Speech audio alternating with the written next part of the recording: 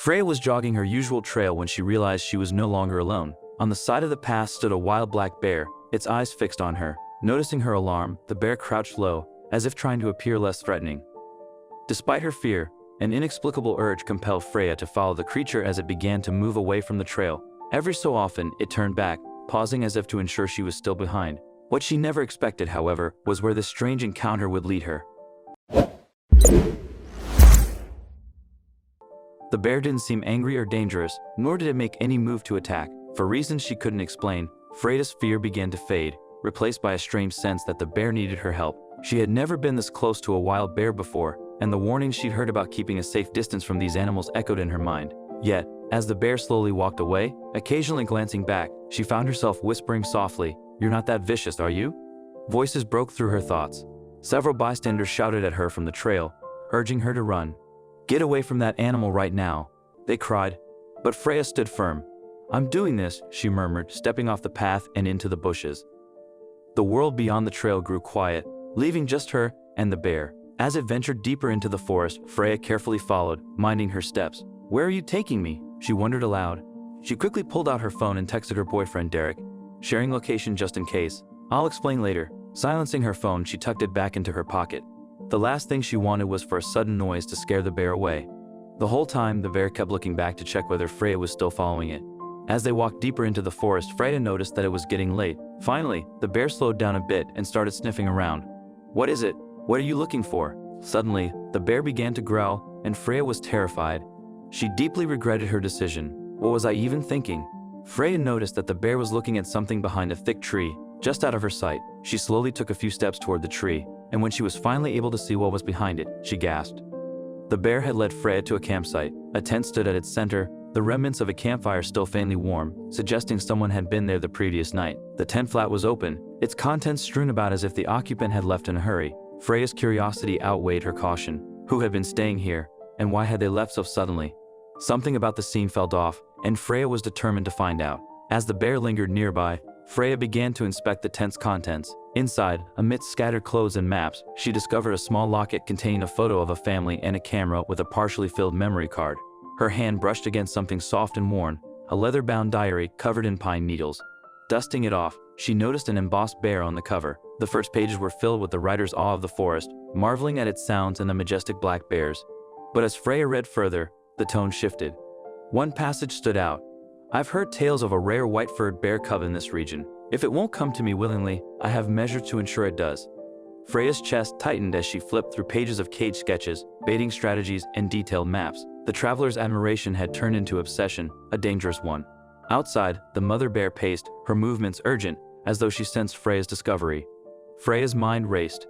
Should she rush to the nearest ranger station, risking precious time, or follow the clues herself? The bear's trust seemed unshakable, almost like a plea for help. "I'll do whatever it takes," she resolved, her determination solidifying. She would reunite the mother with her cub, no matter the cost. Each whimper and echo tugged at her heart, fueling her with an urgency she hadn't felt before. She began moving in the direction of the sound. With every step, the cries seemed to grow both clearer and more distressed.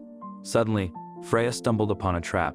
It was empty but freshly set, the metal gleaming ominously. For a moment, her heart sank, fearing the worst.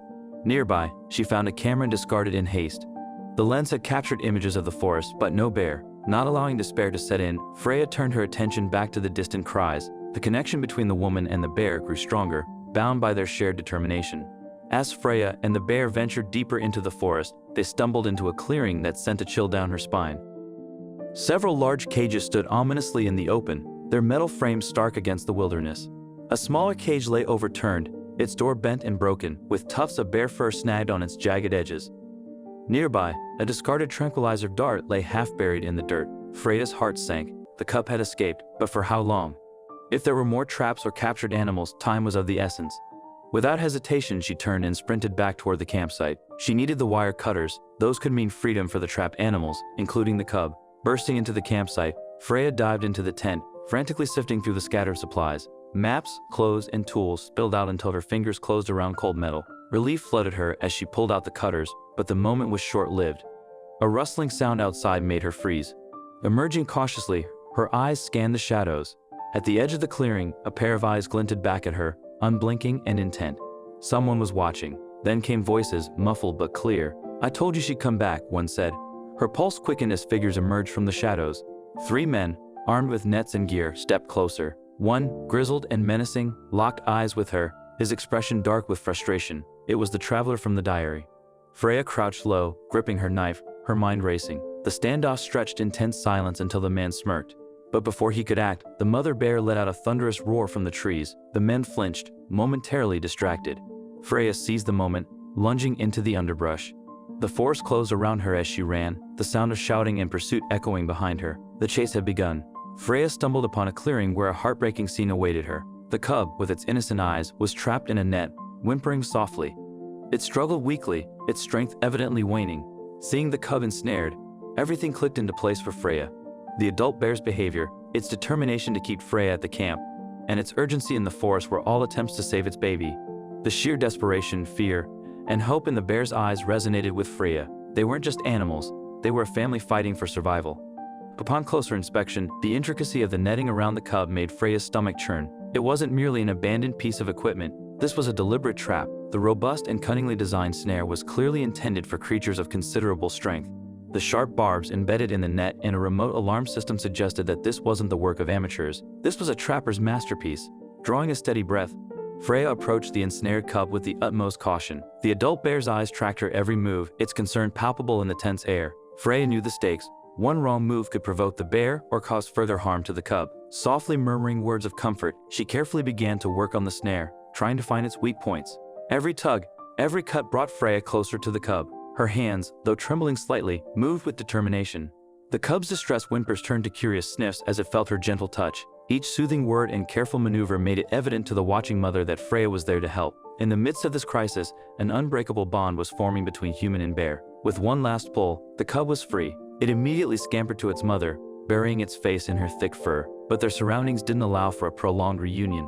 Distant voices grew louder, and the rustling of underbrush signaled approaching danger. The traveler, and perhaps others, were drawing near, and their intentions were clear. The adult bear, sensing the imminent threat, positioned herself between Freya and the oncoming danger, shielding both the girl and her cub. Her growls echoed with ferocity, warning anyone who dared approach.